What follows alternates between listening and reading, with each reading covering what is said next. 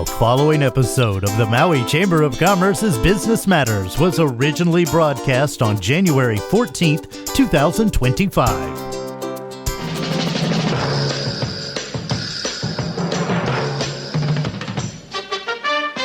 It's time now for Business Matters, brought to you by the Maui Chamber of Commerce. And now, here's your host, the president of the Maui Chamber of Commerce, Pam Toompop. Good morning, Pam.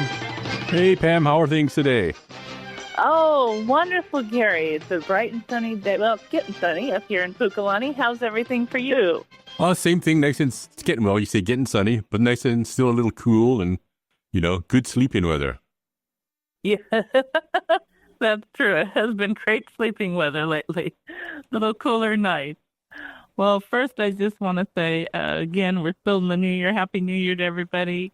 And just want to thank you, Gary and Kauai, for all of your tremendous work and services for the entire community, but also for this Business Matters radio show. We truly appreciate all you do for it.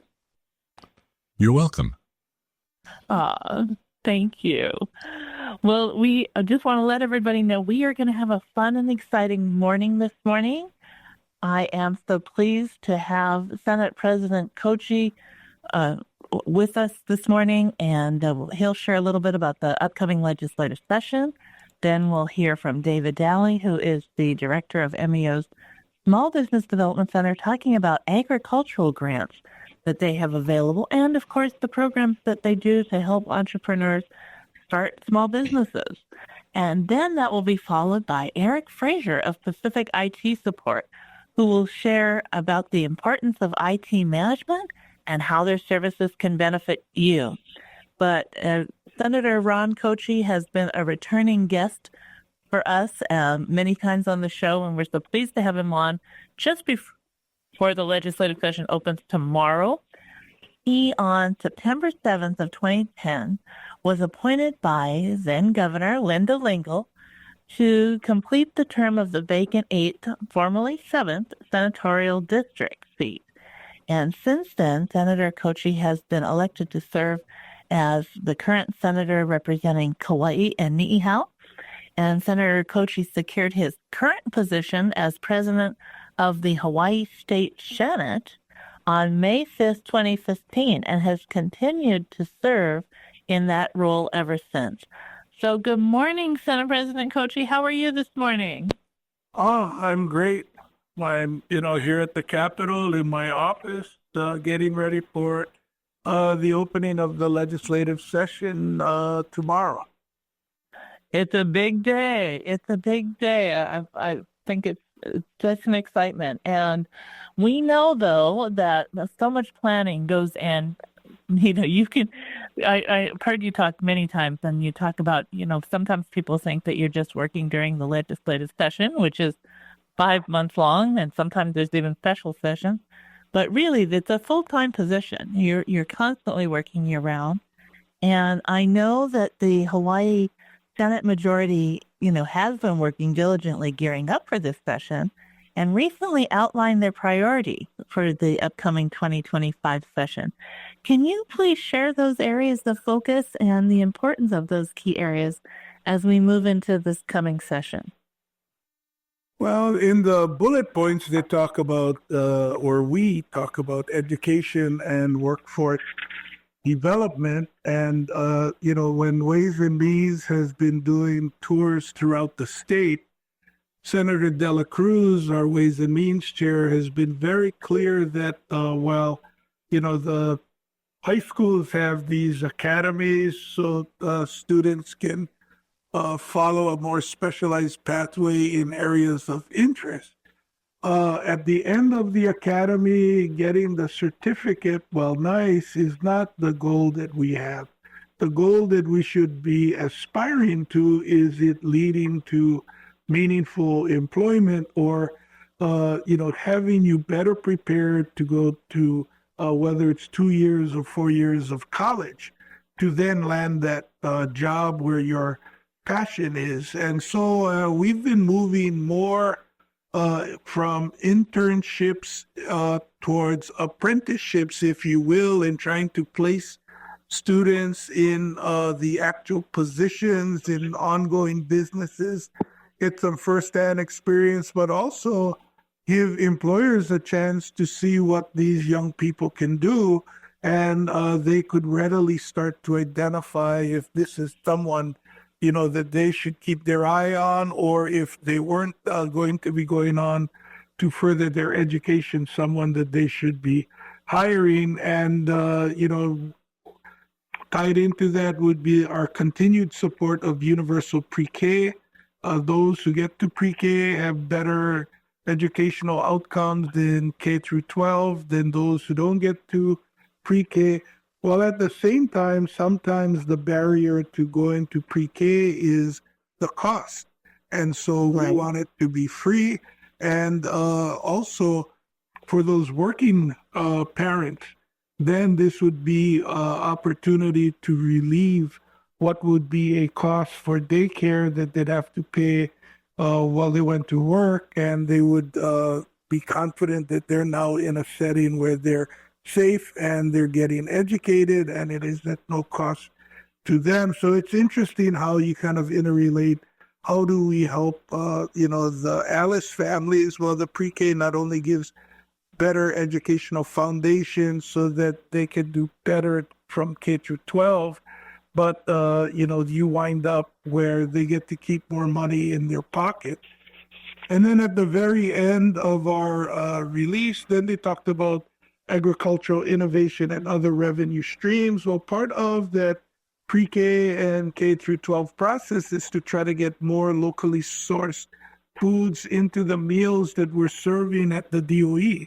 And there was a pretty scathing report that came out last week in one of the news outlets that talked about, how short the DOE is falling in trying to meet the goal of doing more local sourcing. And right now, the amount of processed foods are not giving, the school children the kind of nutritional outcomes I think that we would want to see for them. And also in some of the pilots we've done, they threw a lot of the food away. So they're not even eating what we're putting on the plate. And so, while helping get them to be better, to get better nutrition, which also equates to better, usually, educational outcomes, it then helps our local agricultural industry and our visitor industry. Hotels and restaurants now with the computers can change their menus inexpensively and quickly, or a lot of places the menu is by QR code. So there isn't that issue of you're not producing enough on a weekly basis. The restaurants now serve and tailor menus to what you have available. And I think that that's exciting. And then at the top of the list, of course, is to get more affordable housing units. And we've been very clear while many advocates are here for 80 and below, and it's critical that we address that, we need to put the housing units in for 80 to 140 as well. And teachers now start out at about $50,000. And, often teachers meet at school, they get married, you put their incomes together and they're above 80% of median income. So how do we keep teachers, firefighters, and police officers start higher than 50,000? And so all of a sudden we've got first responders, when you see what the nurses are being paid. So how do we help recruit and retain them? Because while they're making good salaries, they're not making enough to buy the median home price of $1 million in the open market. No, it's very true. And I can share with you, I've heard from bankers and first responders and teachers, as you say, who have tried to apply for affordable housing, and their income for the bracket is, they might make $50 to $100 more a month. And, they say, hey, I will gladly ask for less at work to be able to afford this home because the next jump is considerably higher and they can't afford that. So for many years, the federal guideline is up to 140, and on my years on the Kauai County Council, when prices were much lower, we only went up to 120 of median incomes were lower as well. And that worked out. But we now acknowledge with where home prices are and what, some of our first responders and teachers make, we need to go with the federal guideline of up to 140. In the past, there was some criticism that they were perceiving that it would be, wealthier people who don't live in Hawaii coming in to buy the homes, but that's not the case today. Yeah. And it's a very important gap, which we address as workforce housing. We've been advocating for both affordable and workforce housing as a critical component. And I also want to circle back. I'm so glad that you are working with the Daly. That has long been a key priority for our agricultural sector across the state, certainly on Maui. A couple of years back, there seemed to be such a strong movement of interest, and then somehow it just kind of fell apart again. And so I'm glad to see that there is a great emphasis on that. And then the other key highlight we raise is continuing to try to work through on the insurance issues. I think from the news reports in the fires in Los Angeles, a whole lot of insurers had left California just before the fires broke out, and it seems like only 1 out of every 5 homes might have had insurance in Los Angeles. And so, that's an issue that is nationwide. It's not unique to Hawaii, and we're going to be trying to see what we can do to improve those conditions here. Yeah, that's critical for us. And for us on Maui, watching what's happening in California just feels like a repeat of everything we've gone through at just a horrific level again. And then since this is being broadcast on Maui, I'd be remiss if I didn't mention that I've already had a Zoom meeting last week with Mayor Visson and his cabinet to talk about the priorities that they're looking at, what's been happening on Maui. Senator McKelvey, Senator DeCoit, and Senator Hashimoto, have been briefing me on the needs of Maui and what they're looking at. And, the Maui senators are very strategically positioned. Senator McKelvey as the vice chair of the, Consumer Affairs Committee, is in a place to see about insurance issues and make sure that Maui residents are getting compensated through the claims. Senator DeCoit as the chair of economic development, also with a seat on finance. Senator Hashimoto as the vice chair of housing, which is obviously critical in the rebuild, and a member of the finance committee. And Senator De La Cruz has been using him on special Maui assignment projects when Ways and Means are looking specifically at some of the Lahaina recovery issues. And, I just want your listeners to know that we are hearing firsthand from their elected officials about the needs of Maui, and we've not forgotten, that Maui is still in the process of a long rebuild. I think every time I talk about the Maui recovery, I talk in terms of at least a decade, which is kind of my experience on Kauai and how long it took for us to recover from the devastation of Hurricane Iniki in '92. And we so appreciate, we remember Hurricane Iniki and how tragic that was for Kauai. But we so appreciate that you have, brought that experience forward and have that understanding as we go through this next very long period. And people are still hurting very much, and also our visitor industry is still low, and the trickle-down effect is really hitting so many different businesses. I'd love to talk a little bit more about, the housing. We're thrilled to see that it's the top priority, as you've mentioned, and how you're looking at it. What do you see as some of the ways the state can help us quickly address our housing crisis?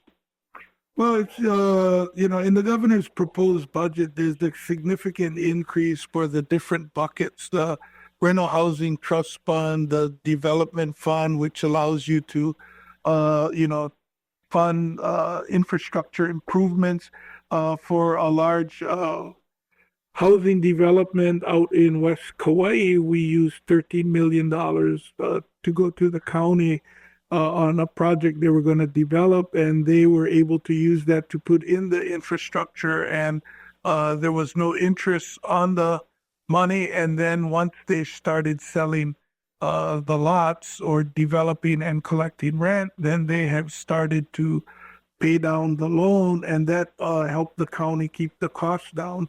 So we've made a significant increase to that fund and the rental housing trust fund to develop units in both the 80 to 140 and the 80 and below. We also use low income tax credits. But the most significant difference is under the disaster money. There's almost $1 billion that is coming to Maui from the federal government. And so what was the fortunate sense of timing, because of terribly tragic weather events, both for the fire in Maui and the storms in Florida, North Carolina, there was the huge disaster relief package that did pass in the final days of last year in the Congress and signed by President Biden, that will get the money to Maui. And, right now the conversations are between the county and the state. How do we leverage those buckets of money to come out with the best result? And we're not going to be caught up in some of the politics of the new Congress that will be seated, because California has a Democratic governor. 2 U.S. senators are Democrats, and in today's headlines, it's like, we're going to put strings attached to the California line. They're already blaming the California politicians for, not having the money or not doing the preparedness right, and there aren't those kind of strings attached to the money that came to Maui. Hello? Are we cut off? Yeah, hold on, Senator Kouchi. Hold on, we got cut off real quick. I'm gonna go to a commercial break, and then we'll get Pam hooked up real quick. Oh, here she is. Hold on. Oh, is that you, Pam? Yes. Okay. Okay, we're back now. Go ahead, Senator Kouchi. Yeah, so I don't know where we got dropped off, or did the listeners hear everything I said? Yes, you were waiting for Pam's response. Okay, so Pam, all I said at the very end is that in the Maui money, got passed before the year end under the current Congress and signed by President Biden without strings. And in California, as an identified Democratic state, there are reports in this morning's news that the Congress and President may be looking at putting strings on the California money. They're affixing blame to state legislators and city council members in the Los Angeles area, California, for not doing more to mitigate. And, it looks like it's going to be a challenging road for them to get support they badly need as well. I'm just glad that we were able to get our money through. And so to Senator Schott, Senator Hirono, Representatives Case and Tokuda, thank you for a job well done up there in getting it into that package in December. Yes, absolutely. And I'm glad you shared that with the listeners because it was a critical package. And, there's been some concern since President Trump was elected that, there's talk of a lift and there's talk about different Democratic states, things that might, sanctions that might be imposed or things that he might be looking at in those areas where there wasn't support for his candidacy. And so we're very grateful that I think it was, if I recall correctly, it was $1.6 billion coming to Hawaii. And we're just grateful for the funds and the work that our congressional team advocated for, and Senator Scott's leading the way, but of course the entire team. And get then the that other land. thing that's It was important to note for our ability to help Maui, and also in the income tax cut we were able to pass last year, we thought that we may have to make cuts in other areas to support the devastation that happened on Maui. And instead, with the federal dollars for housing, emergency workers, congregate housing, and everything else, there was a lot more economic activity in a non-tourist sector, or I guess working visitors, if you will. And now with that commitment of that size that will generate construction as we start rebuilding, obviously the tourism numbers are not going to return in the next year as this rebuilding happens, but this construction is going to significantly fill the gap to continue to allow the overall Hawaii to be economy to be strong, to ensure that we can continue supporting Maui with the help they need, while not compromising our service to any other resident of the state. Yeah, and we are very grateful for that. It was a tremendous effort, and the timing was perfect. And even seeing the SBA getting an allocation prior to all of this happening, getting some money back in the SBA. We had so many people whose loans were stuck in the SBA system that the additional funds will help open that up again for many of our businesses, and even some of the homeowners and others that just had applied and hadn't seen some of the loans come through yet. So this was a just phenomenal effort, and we're grateful. I want to circle back because I love what you mentioned on the workforce issues and how you're reframing the different educational academies, where our students have an area of interest, and moving from, internships to apprenticeship.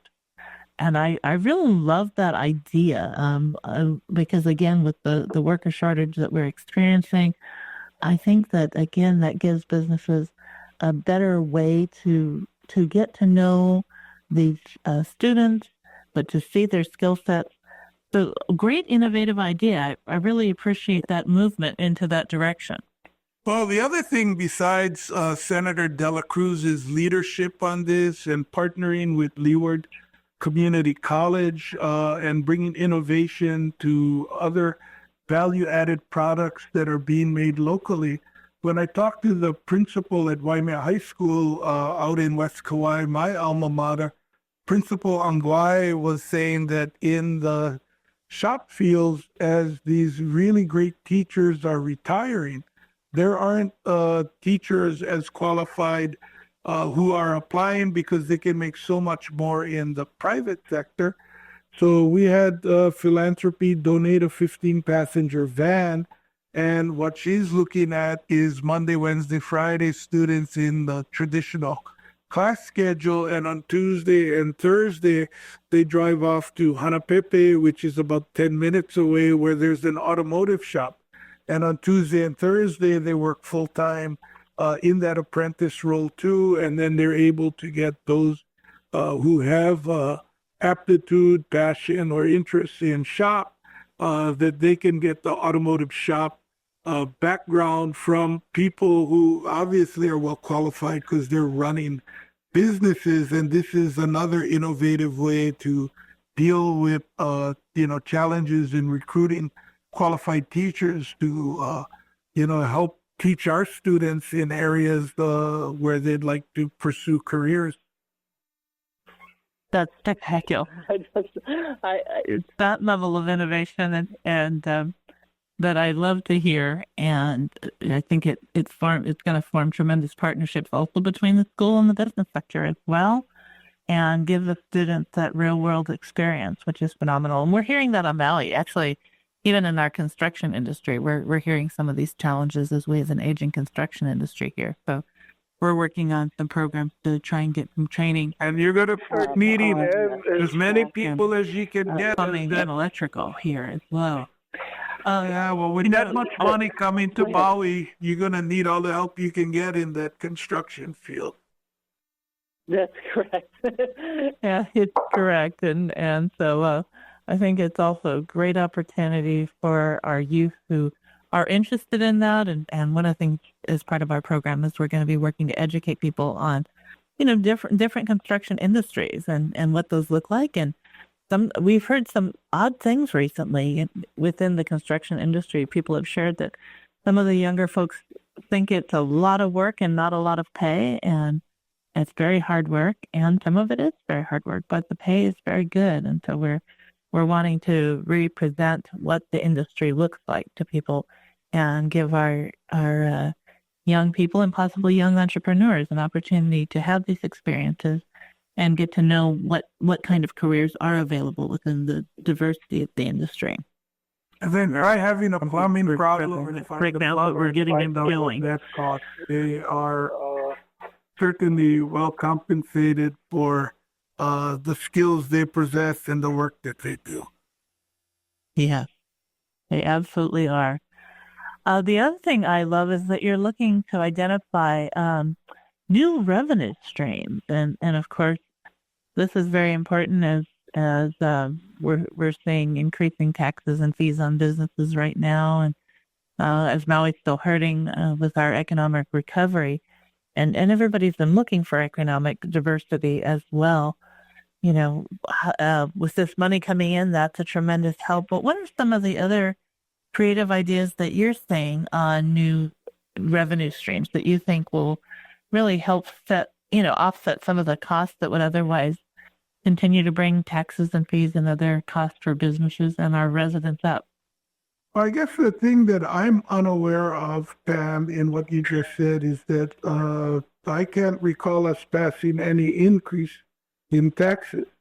I know we did the income tax cut. I know, especially for retentions of doctors, we did pass the removal of the GET on, their transactions, which is normal in other states, so that they can keep a little more money of what they make, and hopefully that will help keep doctors here. But there are two, national identifiable revenue sources that aren't wouldn't affect the current ongoing businesses and their taxes. The Senate has had a little over 20 votes of support the last 2 years for going into recreational marijuana, which would generate new revenue.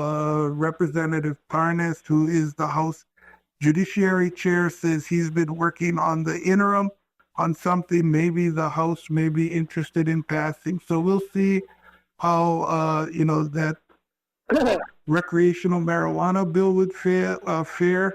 And then we've gotten over half of the states, in the country that have form of sports betting.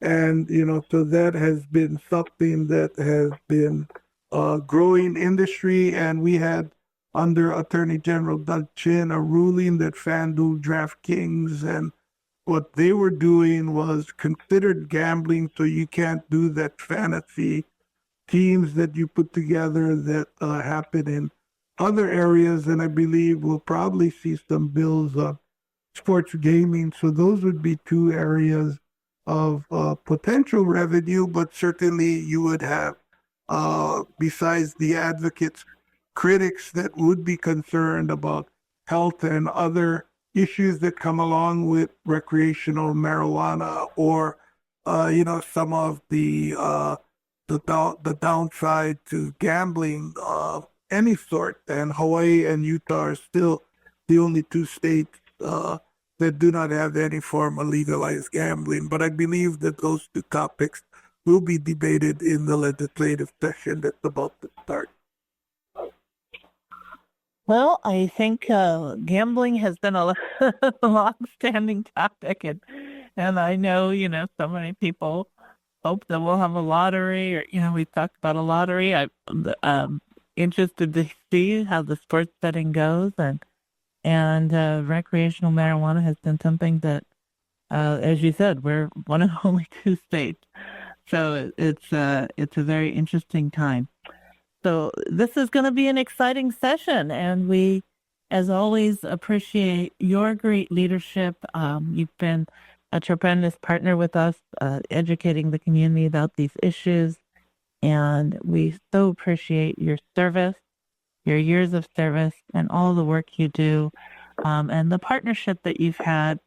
Um, just across both your leadership in the Senate, but also always working with the House and educating leaders on all sides to help people have a better understanding, and for your also service throughout the entire year. I've been proud to be not called the fourth senator from Maui with my colleagues because we have such a good relationship. And then, of course, I can go back to Kauai and brag that Kauai really has four senators, not one, because Maui senators have been so supportive for, programs that we have enjoyed on Kauai as well. Yes, I love that. That's absolutely wonderful. So I will now refer to you as our fourth senator. Senate President and Maui's fourth senator. Well, Senator Kouchi, thank you for all that you do for us. We truly appreciate all of your efforts, and you make All right. Thanks, Pam. Thank you. Take care. Bye-bye, Erik. Aloha. Oh, he's always a treasure and just a great leader. And I hope each of you gets a chance to get to know him better. If you ever have the opportunity, take time to get to meet him and get to know Senate President Kouchi.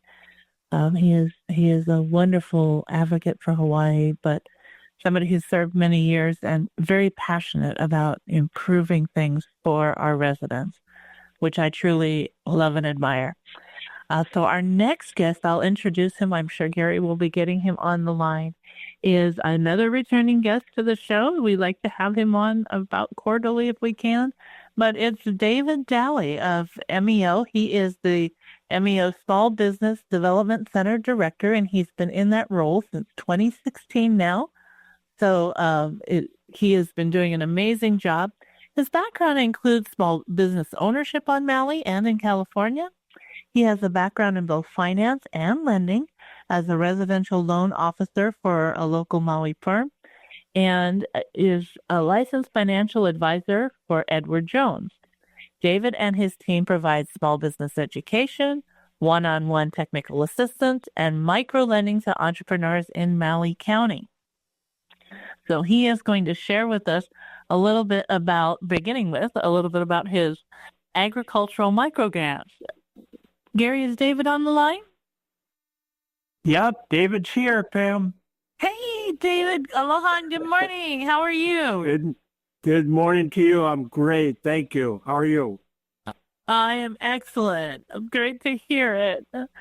Well, I am so excited because you folks have been doing agricultural grants for a number of years now during COVID and since. Can you tell us about the current program that you've got available? Sure. So we've been this will be the fifth year that we've done our micro agricultural grants for small farms on Maui, in Maui County. So it's Maui, Lanai, and Molokai. And these are grants to help, obviously, smaller farms. There's no limit or set amount of acreage. It's anything under 12 acres. And it's really for food. The original impetus was for food security and getting more food produced by these small farmers and to give them a little bit of a boost and make these funds available to help them produce more food and be more active. So these grants are up to $25,000, and they are for anything that basically would help your farm be more productive.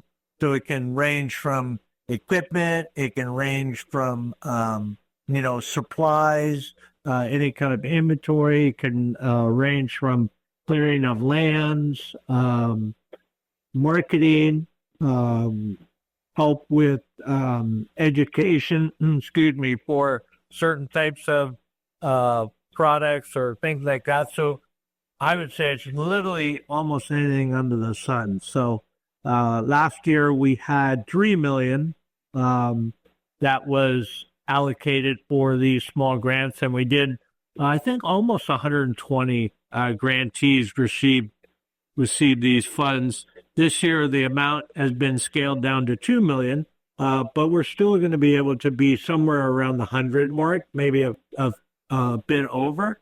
But yeah, super exciting.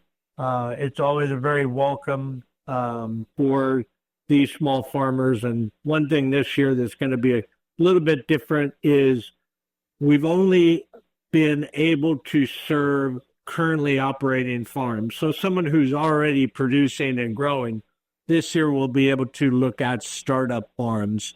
So it puts a little bit of a twist on it because what's going to be required is a business plan for just so we can for your farm, so we can be able to evaluate how far along you are, what kind of process to make sure that these funds are going to go towards something that's realistically going to come out. I love it. And I'm glad to hear also on the update of how many farmers you were able to help with the last fund too. That's phenomenal, and it's exciting that we can. I think it's been almost 100 a year, Pam. So this will be. I think we're into the 400 range. Wow, that's great. That is really great to hear how that's been going. So how can people apply for these micro grants? So they can the easiest way, you can apply online or you can apply in person. You literally can come to our offices in Wailuku, ask for an application, take it, fill it out, bring it back, do it all hard copy if you choose, or you can do it online. And if you go to our website, which is meoinc.org, on the homepage there, you'll see a link for the micro agricultural grant application. Just click that, fill out all the application, and then upload the documents that are required based on your farm and what you're doing, and it's just simple as that. And the grant application period actually started last week, Thursday. And it's going to be open until, I believe, the 24th of February. So it's not a giant rush of first come, first serve. These grants, the application period is going to be open for another month. Great. The people have time. Hear out, look at what you want to do with your farm, and get ready to apply. This is a great opportunity. And is there like an average award amount? Do you have any kind of average? Or I know you can apply for up to $25,000. Yeah, so there's I guess I could get an average, and if off the top of my head, I would say it would be in the $20,000 to $23,000 range would be the average ask of grants that have been awarded. Right off the top, I'd say the majority of the farms will always try and get as much as they possibly can, but it's on a need basis. And if your farm truly doesn't need that much, we've had smaller asks for 5,000, 8,000, 10,000. So really, it's really up to the farm and the need of that farm be able to receive these grant funds. That's tremendous. Also, you have your, we're running a little bit out of time, but I want to make sure that you have a quick moment to talk about your Core 4 program. Tell everybody who wants to become an entrepreneur about your Core 4 program and how you can help them start their small business. Absolutely. So our Core 4 program has been around for 25 years, and we call it an entrepreneurial business planning class.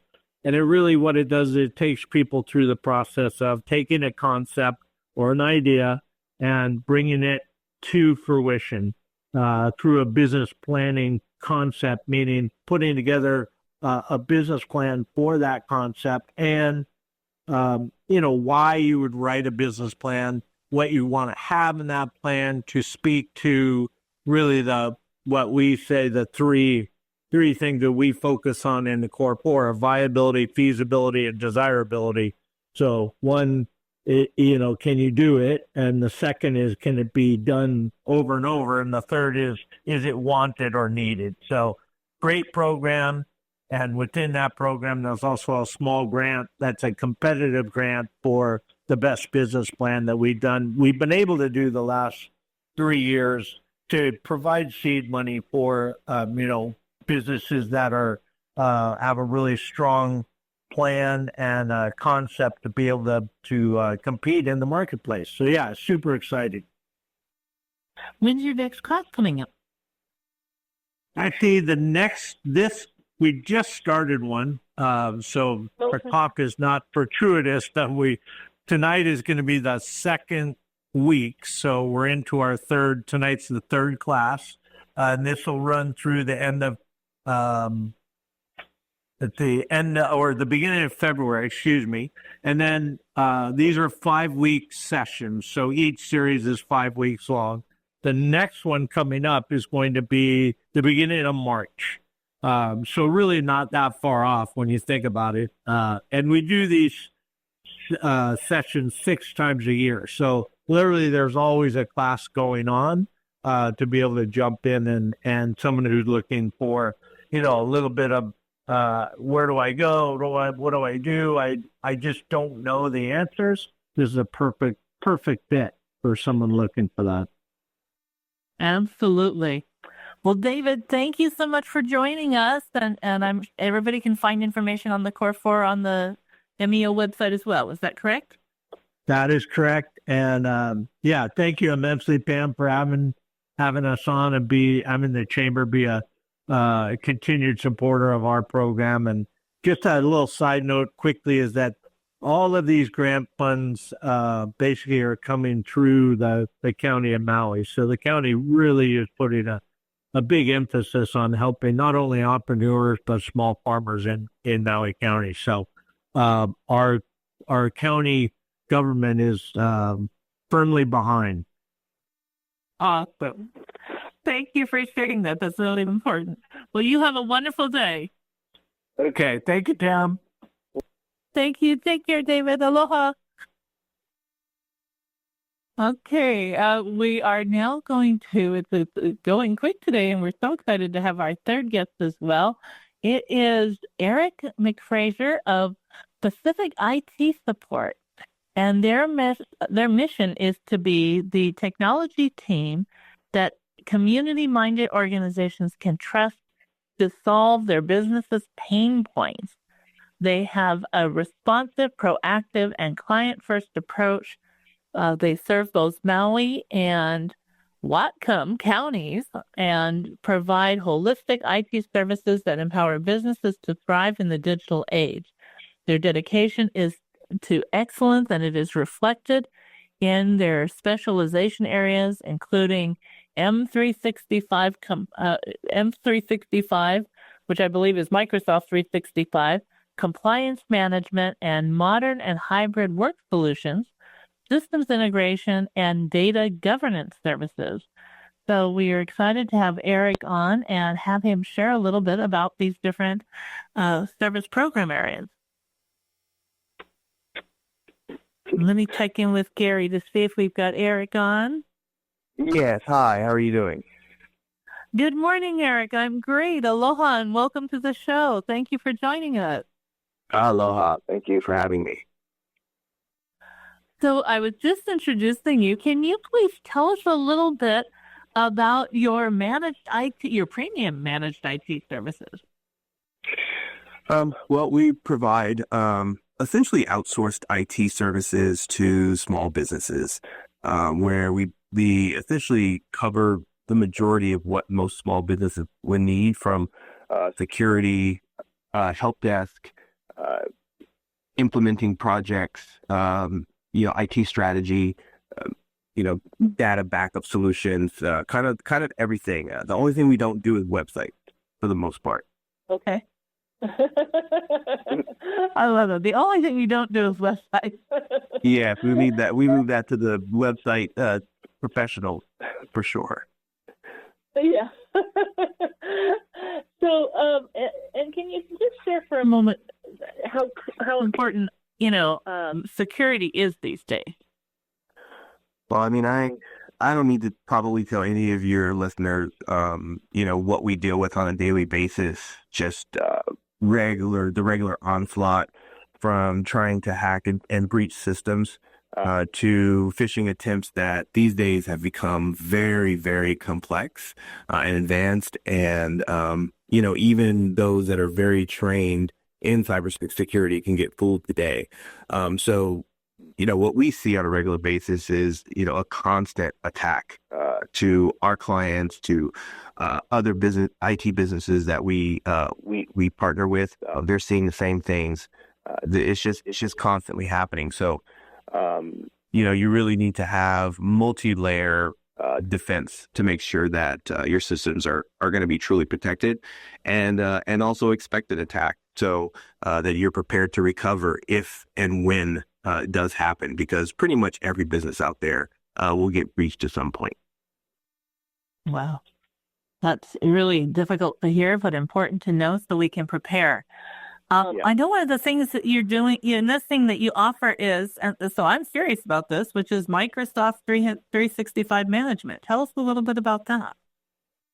Yeah, so there are some great things about where technology is today.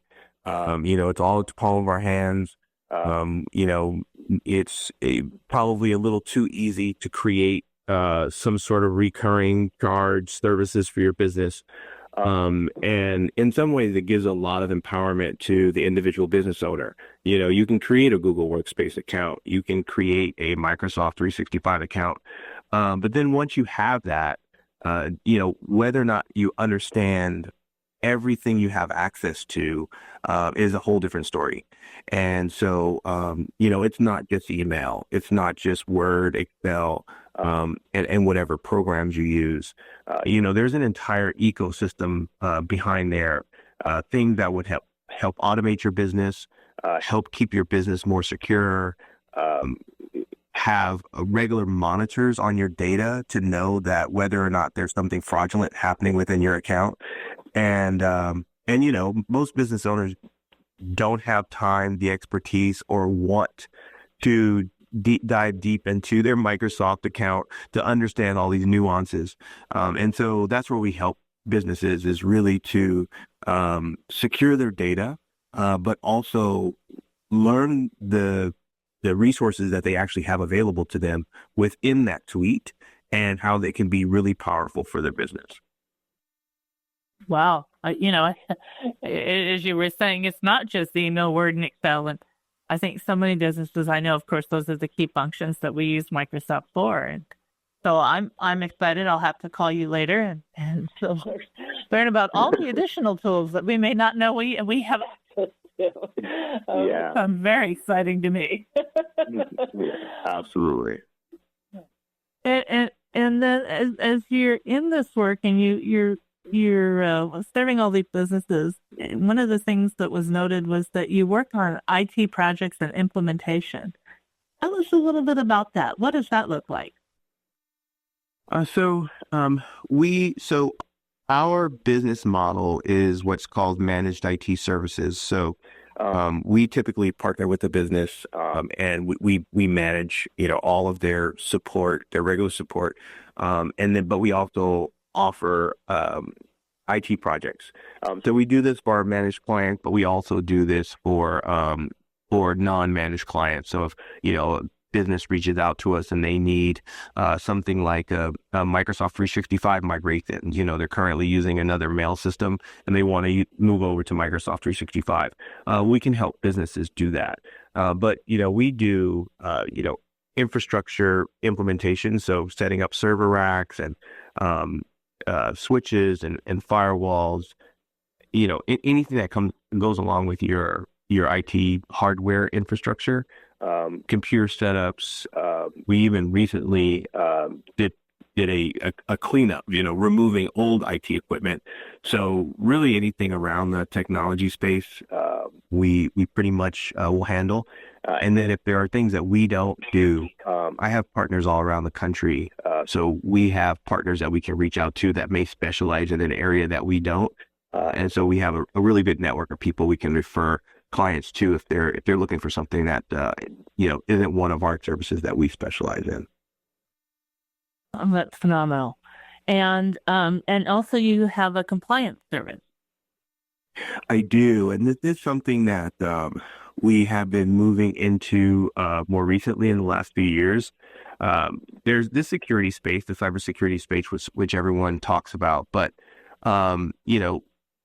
compliance is more of the why. Why are we doing this? And how are we doing this? And making sure that we're doing this according to different standards that are out there.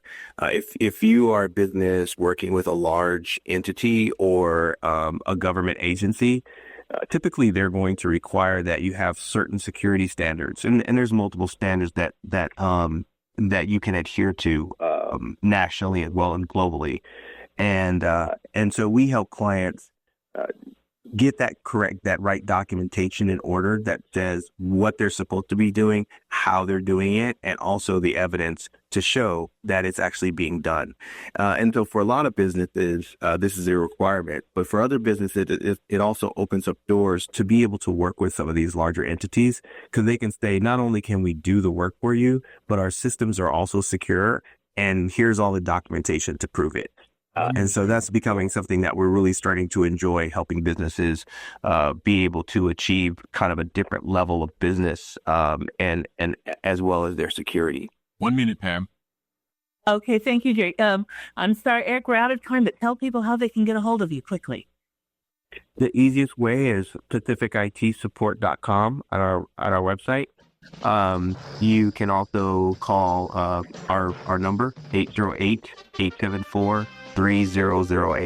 But our website tells you a lot of the information about us, so it's a perfect place to go. Thank you so much, Eric. Well, unfortunately, so that's all the time we have today, but it's gone quickly. Please reach out to Erik and his team at Pacific IT Support if you need those phenomenal services. They are just excellent at the work they do, and we're so glad to have him on today. And we look forward to having you join us next week, Tuesday, at the same time. And, of course, there's always a rebroadcast on Friday from 12 p.m. to 1 p.m. So please tune in to hear Business Matter. We're wishing you blessings and best wishes for a wonderful week. All we hope.